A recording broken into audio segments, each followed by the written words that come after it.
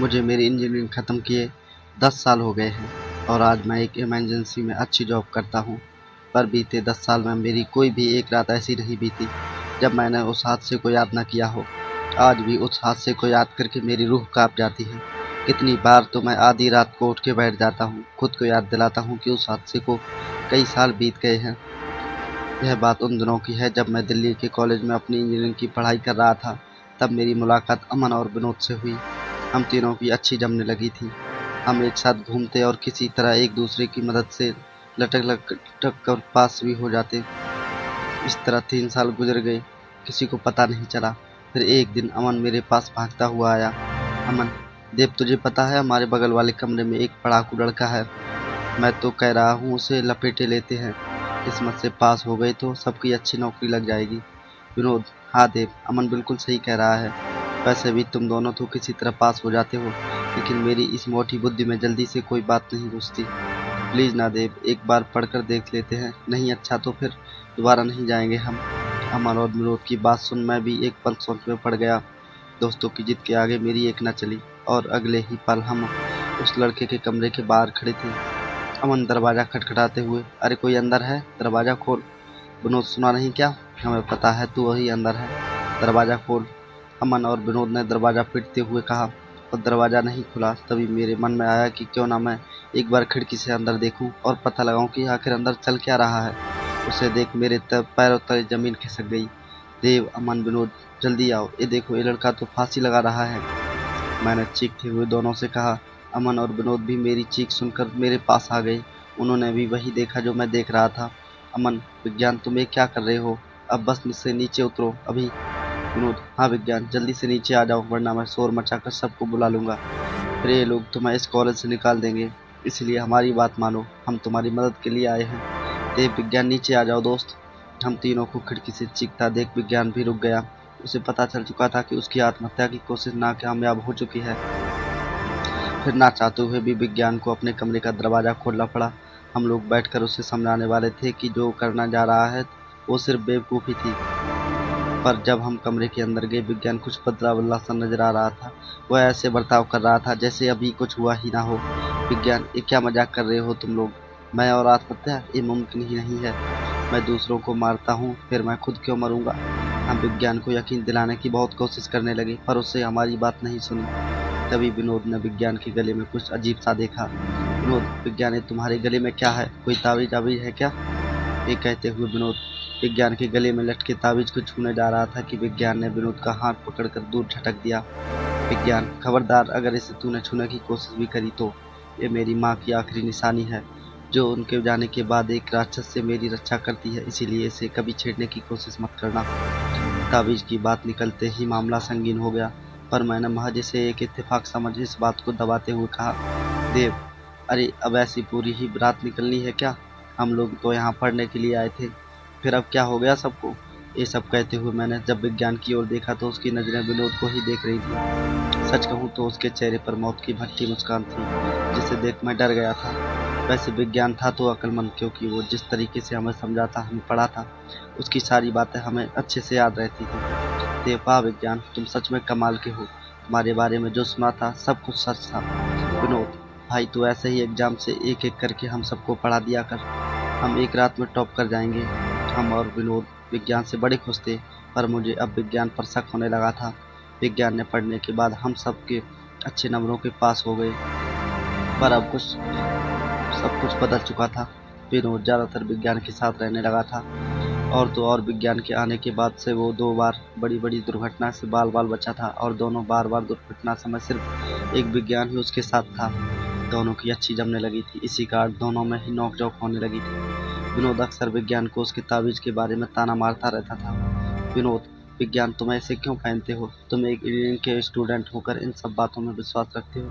कितनी मूर्खता वाली बात है। मैं कहता हूँ इसे तोड़कर फेंक देता। विनोद की बात सुनकर भी विज्ञान उसे कुछ नहीं कहता, पर उसके चेहरे पर वही मौत की भद्दी मुस्कान छलक रही होती जो मैंने शुरू में देखी थी।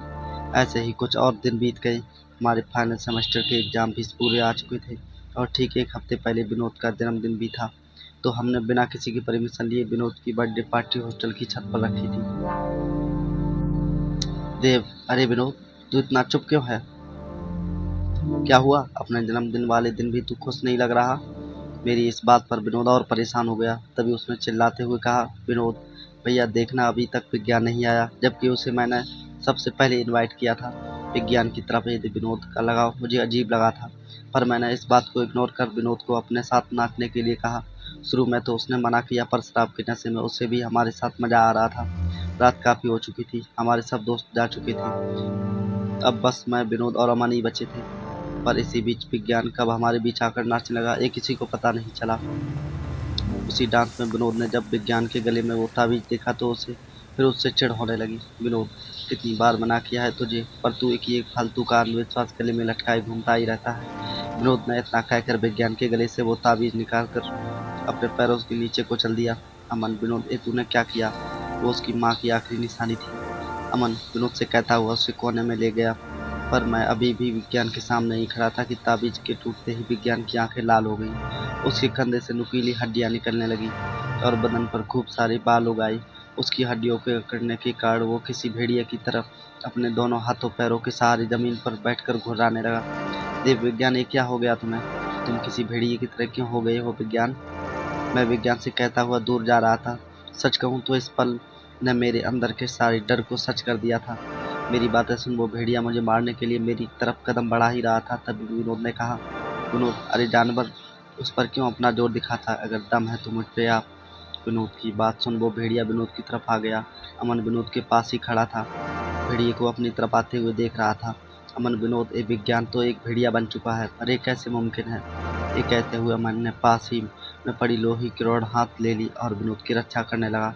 विनोद भेड़िए को अपनी तरफ आता देख उसको असलियत बताने लगा। विनोद, अमन मुझे आज ही पता चला कि विज्ञान इंसान नहीं बल्कि एक भेड़िया है।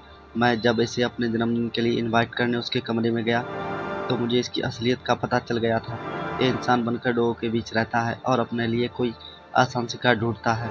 किसी ताबीज की वजह से इंसान का रूप ले सकता है और या किसी इंसान के अंदर समा सकता है। इस वक्त ये जिस विज्ञान के शरीर में था उसे इस भेड़िए ने 6 साल पहले ही मार दिया था। विनोद, ये क्या बोल रहा है तू?